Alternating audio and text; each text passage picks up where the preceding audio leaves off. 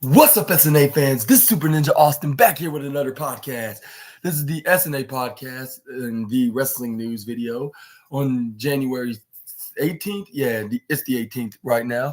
And and we're going to be talking about the wildest wrestling news stories and rumors that you SNA fans need to know on the Ringside News article on today's wrestling news video on January 18th, 2024. And we're going to start off today with some Seth Rollins injury thoughts. Injury update said thought to be bad news for WWE. Seth Rollins defended the World Heavyweight Championship against Jinder Mahal in the cage match rating is in sadly Rollins is in, but sadly Seth Rollins was also injured in the process, which is not how he wanted to end his night at all. It is unknown how bad Seth Rollins was injured on Raw this week, but no news may not be great news. Inform an instant. Excuse me. Now we have a bit of an update about how people are thinking. Wade Keller first broke the story that Seth Rollins is injured. He went on to say on the PW Torch podcast that current mindset is not good about Rollins, but it's unknown how bad it is. He said, connecting some dots, I am thinking it's not good news, but I don't know how bad the news is. The reason for that is I've asked a bunch of people and some of whom would likely to to pri the privy to the what's going on who won't comment. I understand there's uh, in, internal policies on that, but what should I say? No, it's that right here. But I would think if he was fine and he walked it off, then we'd be hearing that now. It's it's possible they're gonna do a story on television because the news of Seth's injury has gone crazy. I don't know how many dozens of websites quoted my breaking news story on Monday night, but obviously people who are no social media and Reddit and about the fact that he was legitimately hurt and limping backstage, and everyone quoted my report on that. They could be doing a storyline. We're there we're there or going or gonna play into that on TV and go from a situation where Seth Rollins' knees is not that bad and play it up as if it is as some of sort storyline. So I'm throwing that out there as a cat a caveat as a caveat a caveat to the hunch that I'm getting from colleagues of his and other people in WWE. They either think it's bad news and WWE is gonna probably have Seth Rollins announce something on TV, or they just waiting for more test results to get something more definite definitive, but they want to control the narrative on him at this point because people who know aren't commenting. And what's your thoughts onto this matter with Seth Rollins legitimately getting injured? And yeah, and it was during the match with he when he defended the World Heavyweight Championship against Hall in the main event of this past Monday's Raw on January 15th. Yeah, that's right. And we and and Wade Keller also continued by saying this as well.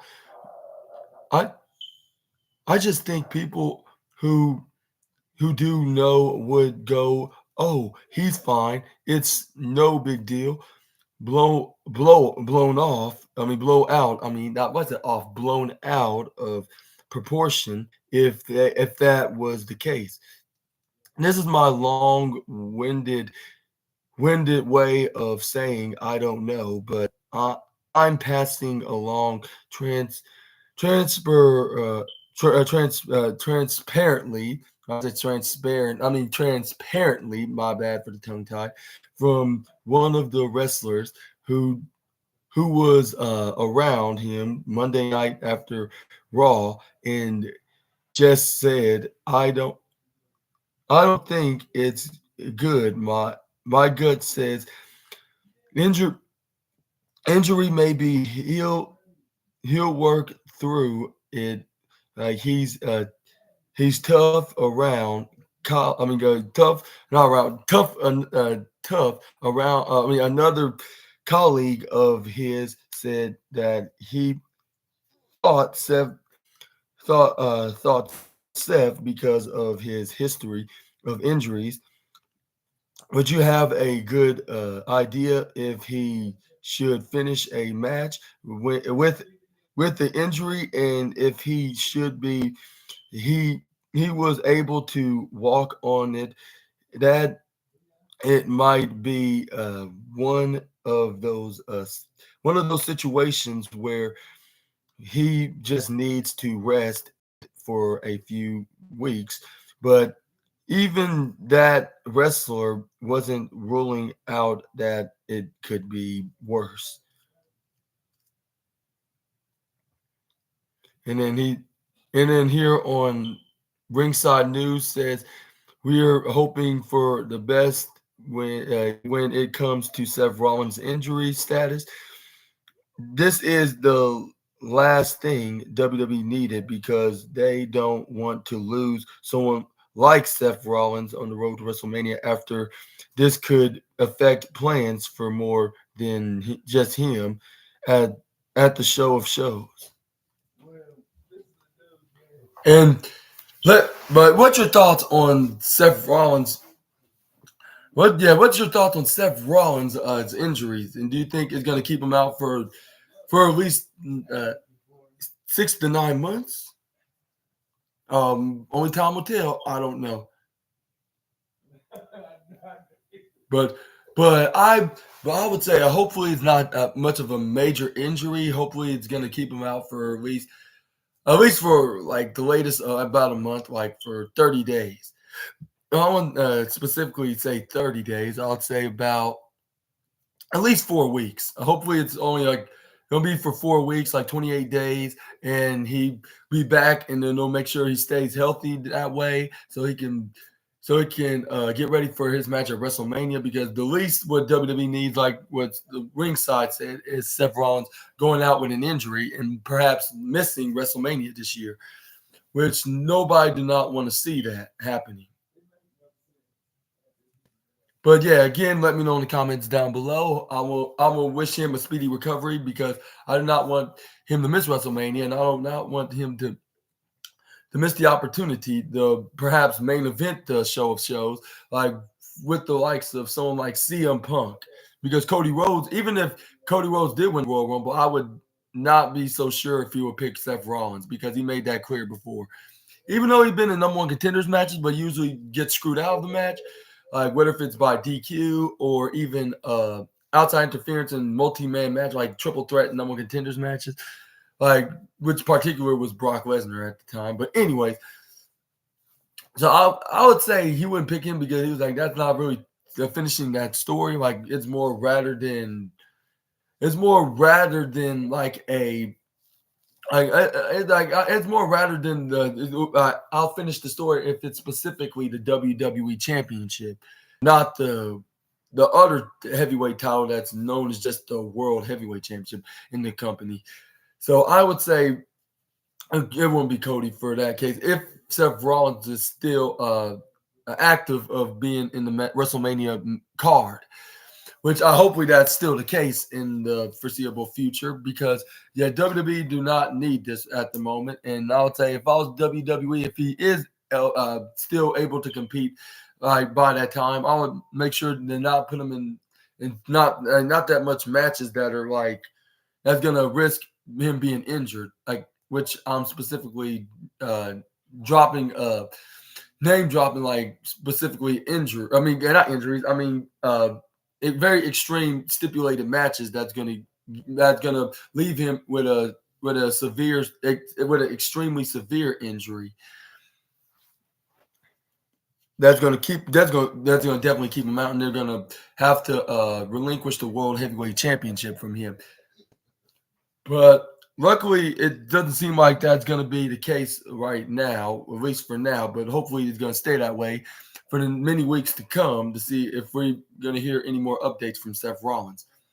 But speculate your comments below, but please be positive, which y'all probably already know that.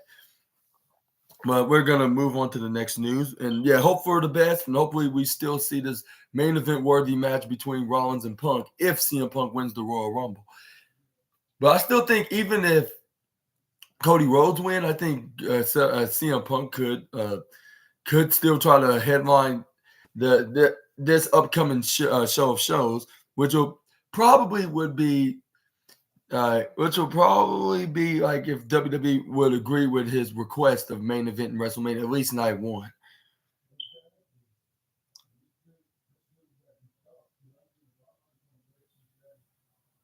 But anyways, let's move on to the next wrestling news. So I kept you hanging on there with the topic of Seth Rollins. And also, we were supposed to be specifically speaking about his injury, but we got some Jim Ross AEW contract news now of a renewal remains pending. Jim Ross recently discussed his contract status on his latest episode of the Grillin' JR podcast. Ross expressed his desire to call Sting's last match alongside Tony Schiavone, a sentiment that Tony Khan, the owner of AEW, also supposed. However, Jim Ross emphasized emphasized. I say with a what's that with a small sound, a small S sound. But anyways, he emphasized that this arrangement is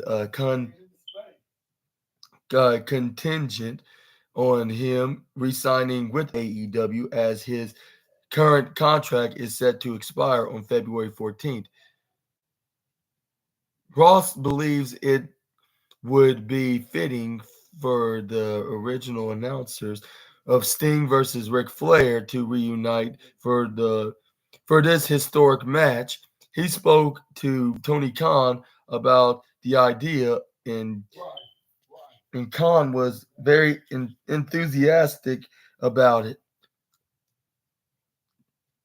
The only hurdle is Ross's contract situation, which needs to be resolved before any formal announcements can be made. this is what Jim Ross had to say. It seems to be that it just makes sense that the original two guys that called the very first Sting versus Flair match, if if they uh, if they were available. But yeah, you got donuts. You got yummy donuts. Mm-hmm. Oh, how you like it? Yeah, Uncle bought more for baby, grandma, mommy, daddy, all of us, and Uncle Super Ninja Austin. And baby, that's right. You particularly. Mm-hmm. My baby wants donut. Yeah, baby want donut. My donut. You'll give donut to your puppy. My mama. Mm-hmm. But anyways, back to the podcast of Jim Ross, and could still carry their share of their water would be a would be a good would be a good opportunity. Ross said. I mentioned this to Tony Khan. He lived. I mean, not lived. I thought it was an I rather than an O. I mean, he really loved the idea. My problem is not that my problem is my contract is up in February 14th, day after my birthday, which is Valentine's Day, of course, which which I've mentioned at naus- nauseum. Lightning McQueen, yeah, I see. As a as you were 13 mentioned ad nauseum, that event is in March, so we gotta take care of some business, and I'm sure that we will. I feel good about where I'm headed with. So, wait, Trey, you be careful with that.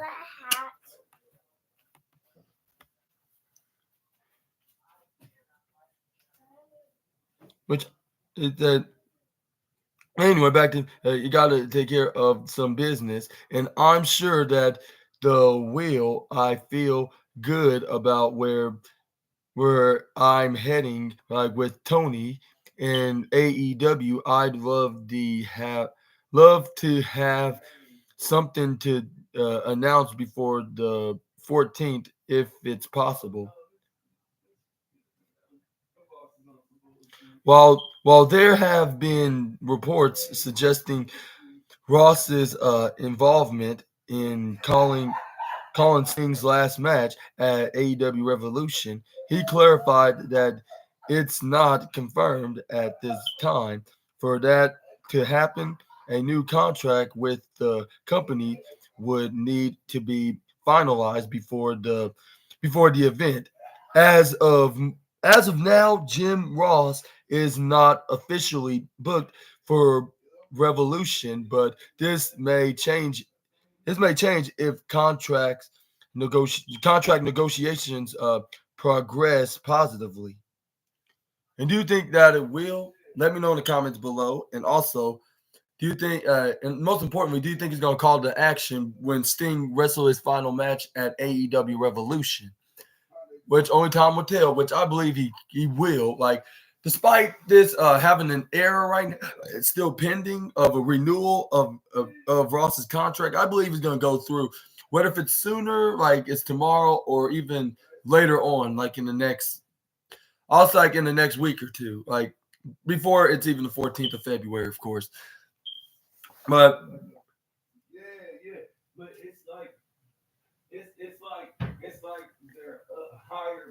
but this is what Jim Ross added onto this podcast. Like we're still at the same place, right? Right, about his contract talks. Oh,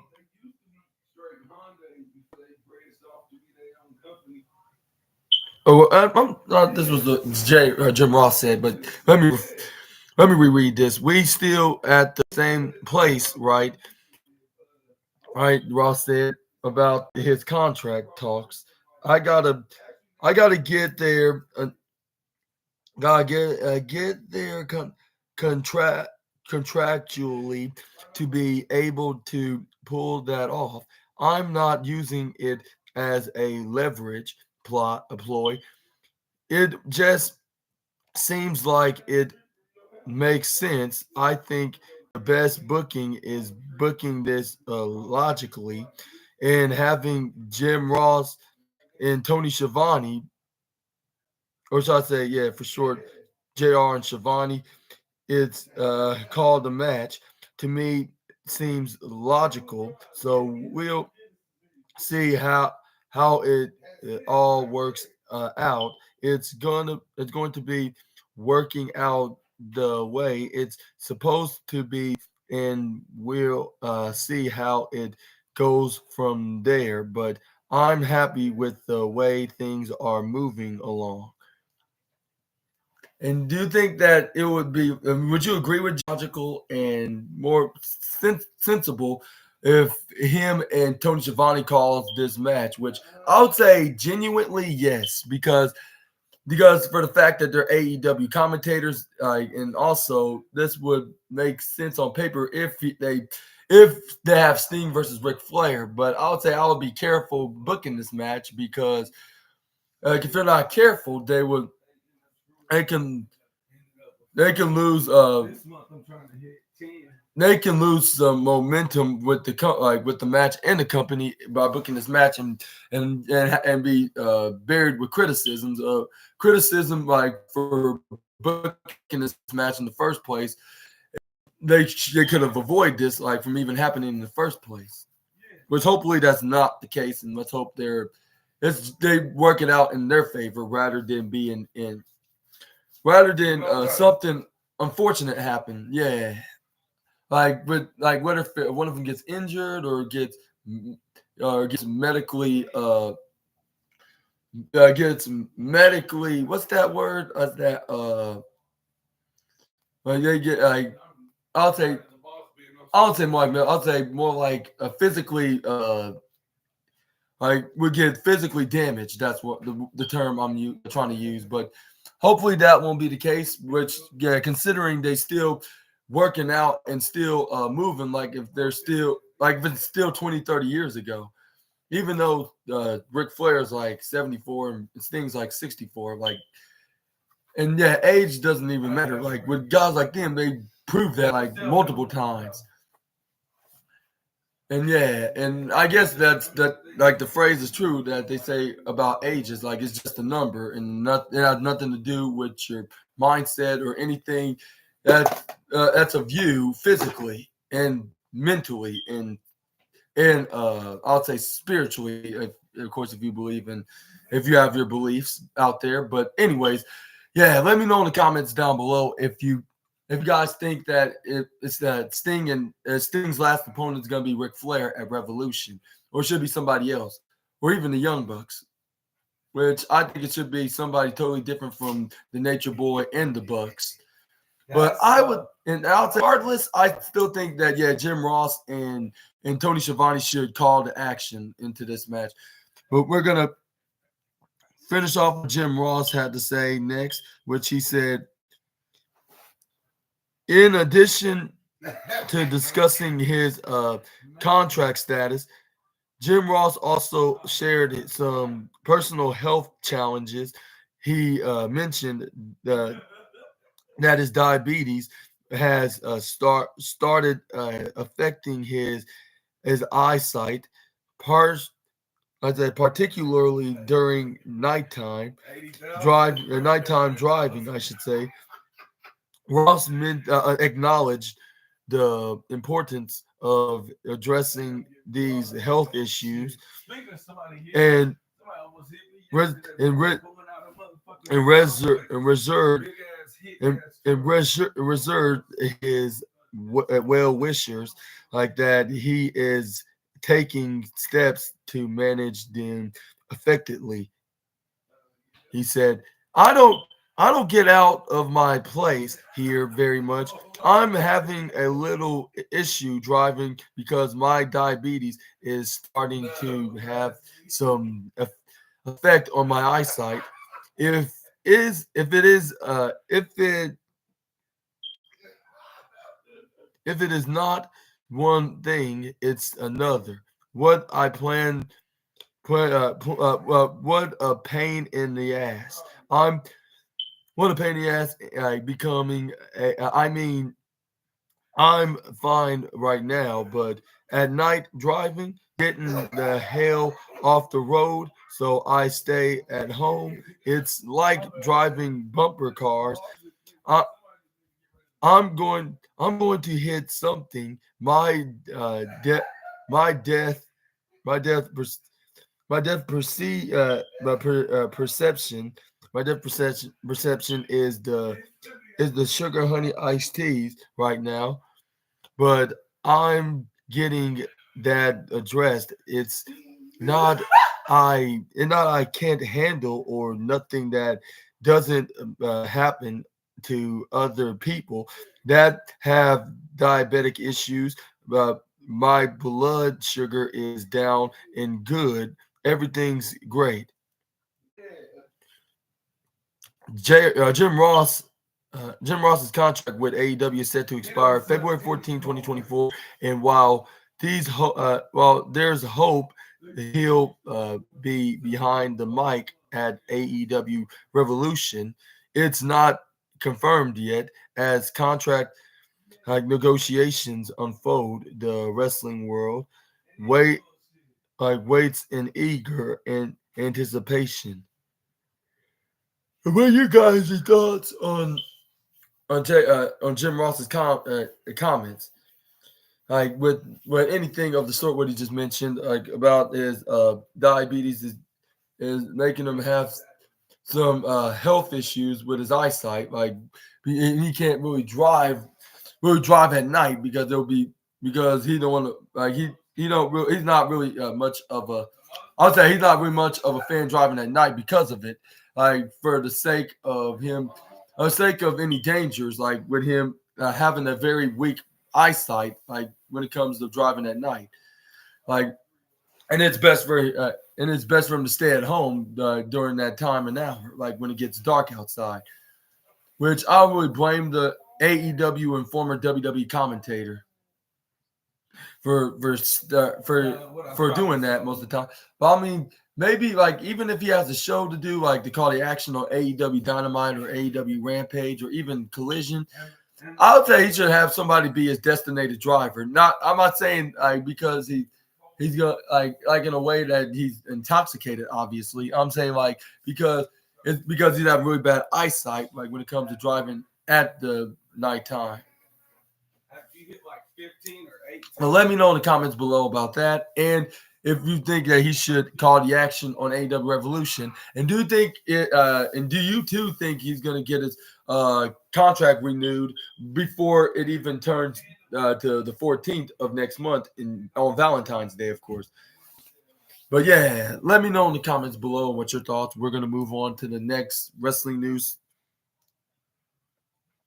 which is some Mandy Rose news addresses ongoing WWE return rumors with a clear answer. Now, the former Golden Greatest Creation, or the Golden God's Greatest Creation, my bad. But anyways, disappeared from the professional wrestling scene since after her controversial departure from WWE in late 2022. Since then, she has ventured into various third-party projects and has previously stated that she didn't have the desire to return to wrestling. However, there have been rumors that WWE might consider bringing back the Golden Goddess. And I said the Golden God's greatest creation. I mean the Golden Goddess / God's greatest creation. That's what she used to call herself.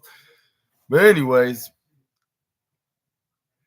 the Golden Goddess, if the opportunity arises, like while speaking on the while speaking or while during the recent episode of the Power Alphas podcast, Mandy Rose expressed uncertainty about a potential return to WWE.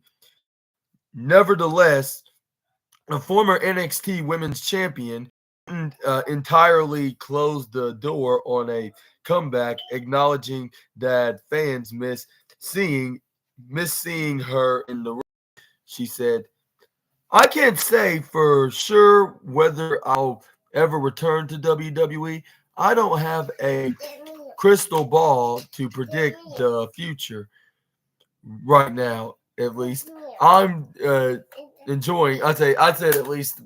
I said at least myself, but she really said right now. I'm enjoying my life. We're about to get married and in the works. That's my answer. You should never say never. I will say that if I were to consider a return, it would be for my fans. I know you all miss me, and I miss you too," Rose stated. Mandy Rose remains uncertain about the possibility of a WWE comeback, but she hasn't ruled it out entirely as she enjoys her life, like plans her wedding and explores exciting new opportunities. The door to wrestling to the wrestling world remains agile for now, at least. Her fans eagerly await any potential return of the Golden Goddess to the squared circle, uh, fueled fueled by the mutual admiration and longing for that elect- electrifying connection between Mandy Rose and her devoted supporters. What are your thoughts on Mandy Rose's comments about saying using the Undertaker term? I'm gonna start calling it now. Never say never. Let me know in the comments below. Which we could. Does this mean this is a sign that we could see her back sooner rather than later, or we'll see her return to the company later on in the foreseeable future? Or do you think that she can make at least a one-off appearance like Monet at the Royal Rumble match? Let me know in the comments down below. Only time will tell. I would say I would see her either way. Like whether if she goes to WWE like for the Royal Rumble or return like full in a full-time base, or we could see her later on after she achieves her dreams and go on to her journey with her marriage and other projects she's planning on doing with her husband. Which it could happen either way, I would say. I think we're gonna have to wait and see, like later on. I think she's gonna be making her return later on, like after she gets to do what she always wanted to do, like in the past, of course. But yeah, again, let me know in the comments down below. Let's move on to the next wrestling news.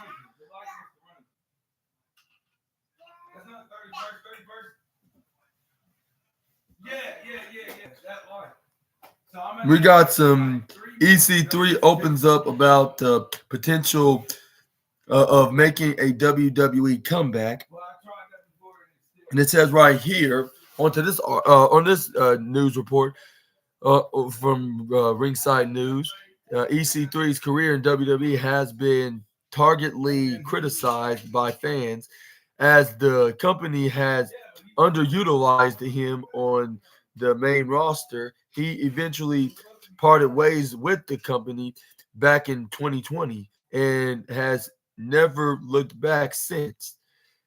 That said, EC3 did address if he will ever return to WWE again after an underwhelming initial run in WWE. from 2009 to 2013, signed with WWE as a top star back in 2018 after a terrific stint in Impact. I was supposed to get a black wrestling, wrestling, none of that matter as he got fired in 2020, and it has been busy with his own projects afterwards. While speaking on the Insight with Chris Van Vliet, the Chris Van Vliet on Insight podcast. That's what the name of his podcast. Shout out to Chris Van Vliet, by the way, which I should have been saying that in the first place when wrestlers been interviewed by him before. But now you're gonna hear from me, bro. But anyways, EC3 discussed the possibility of returning to WWE, expressing his confidence in what the NWA is building. He emphasized his com- con- contentment with being a a Catholic, a a Catholist, to con- a construct like something sustainable for the future rather than being a cog in the larger machine. EC3 highlighted his belief in the NWA's version of his role as a champion and locker room leader. He expressed the intrigue in helping cultivate the future, given his prime years in the brief that he can still excelled in the ring. He said, "I'm a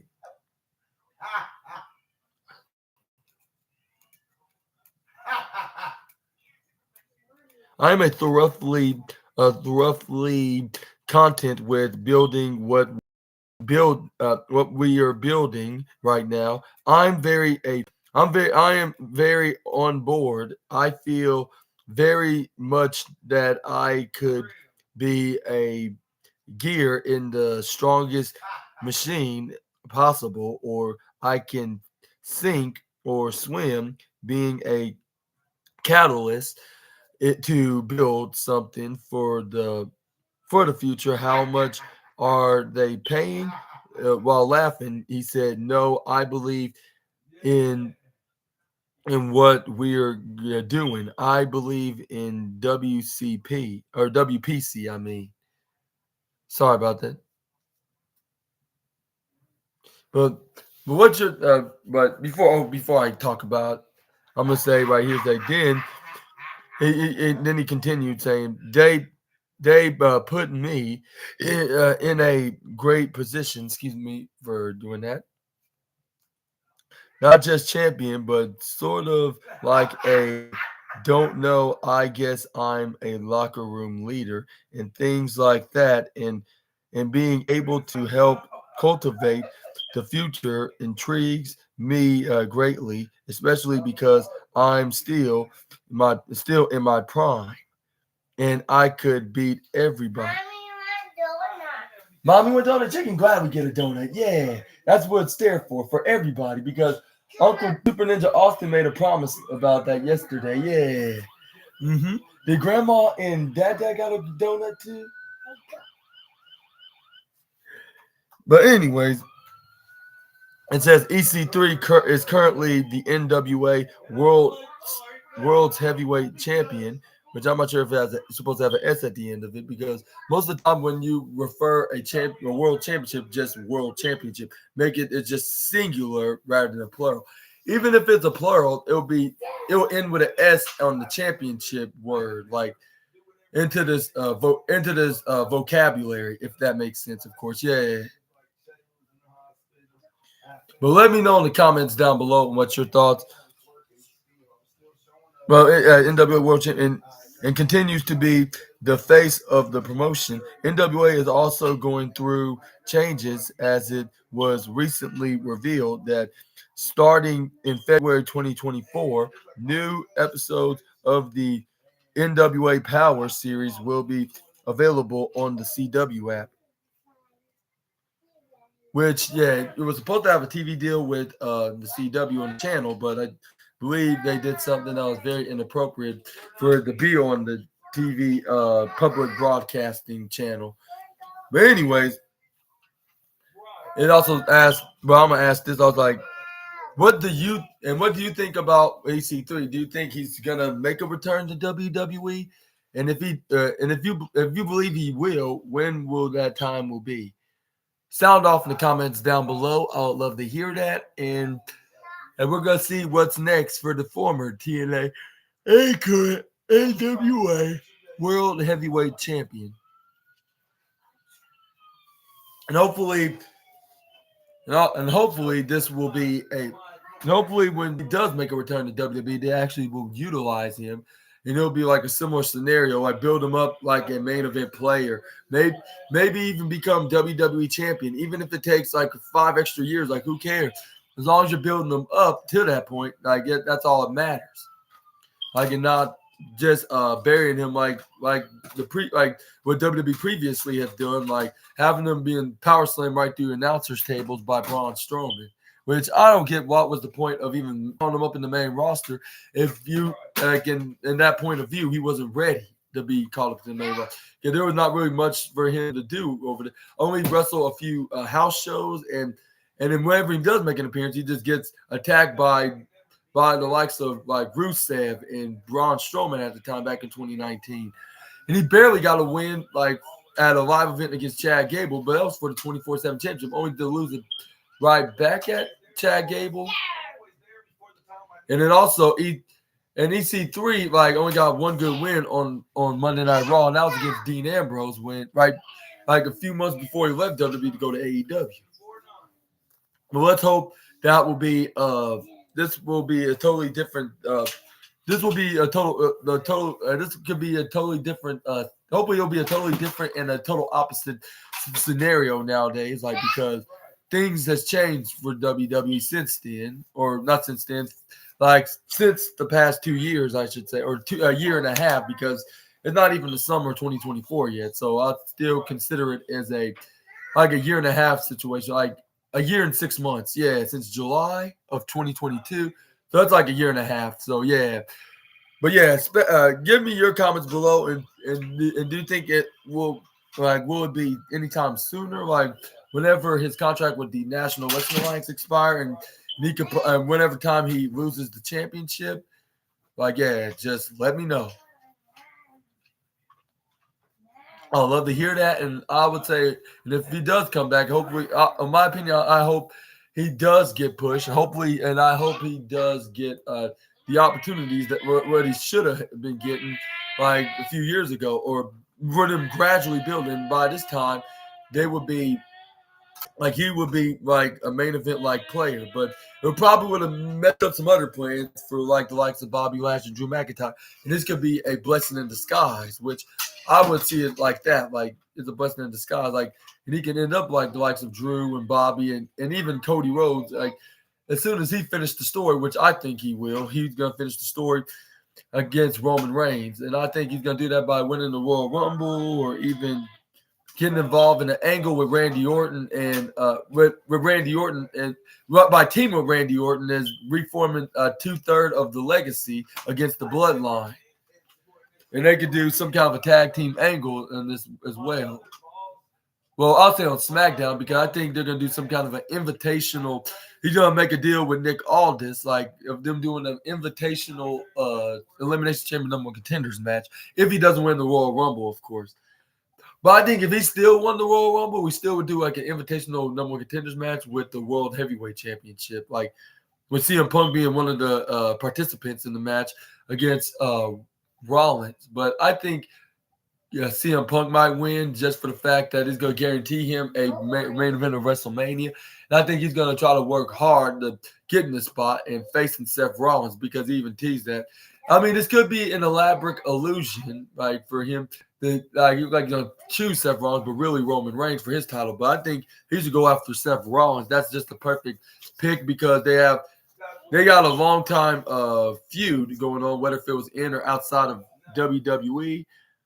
Like with them going back with Seth Rollins referring Seth Rollins is an ass kisser of WWE in this time when he left the company, like from those times, while Seth Rollins does not really like the guy because he thinks he's a cancer. He even said that back last year. He's like, Phil, don't come back here. But I think his